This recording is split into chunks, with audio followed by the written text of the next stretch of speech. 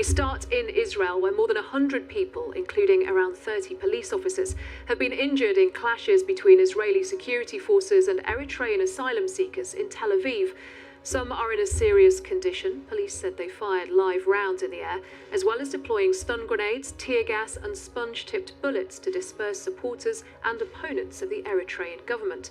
Anti-government protesters had earlier broken through security barriers at the Eritrean embassy to stop an event that they had earlier asked the Israeli authorities to cancel.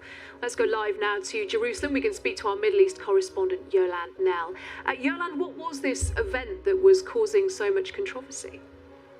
Well, this was an event that was organised by the Eritrean embassy, a kind of festival event. It hired a hall not far away from the embassy, in the centre south of Tel Aviv. And earlier in the week, as you were saying, there are activists within the Eritrean community, they mostly reside in the south of Tel Aviv, who had warned against hosting this. They say that the authorities didn't heed their warnings. Certainly, the Israeli authorities, the police, the hospitals as well, seem to have been really caught by surprise with what happened here. There were attempts to break through police barricades. The Israeli police then ended up using all of these different riot control methods, as they described them, to try to push people back. But you could see as well from some of the videos that have been shared on social media that there were actually also street fights going on, not just with the police, but also involving asylum seekers who are against the Eritrean regime and those who are in favour of it. And that has been something that we've seen in the past, not on this scale. In the south of Tel Aviv, there has been previous violence between the two sides. And we have had one hospital, one of the main hospitals in Tel Aviv, saying that it really was overwhelmed by the number of casualties that it saw coming in. Some of them serious injuries, some people injured by the gunfire, other people with serious bruising, people who'd been hit in the head. And it said these take it back to the days of the second Palestinian Intifada about 20 years ago, when they saw some serious incidents, bus bombings and the like, and other bombing attacks in Tel Aviv.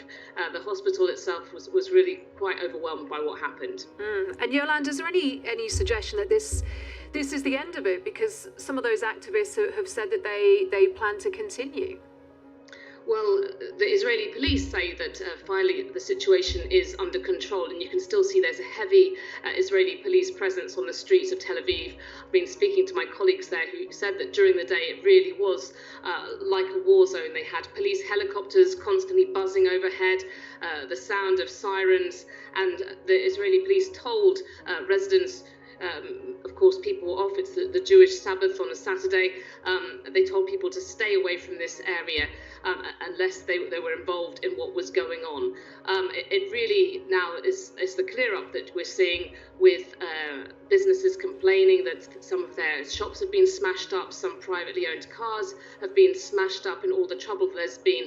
And I think it does really threaten to increase the tensions that there are between asylum seekers and other residents in Tel Aviv. Thank you, Yolande. That's our Middle East correspondent, Yolande Knell, in Jerusalem.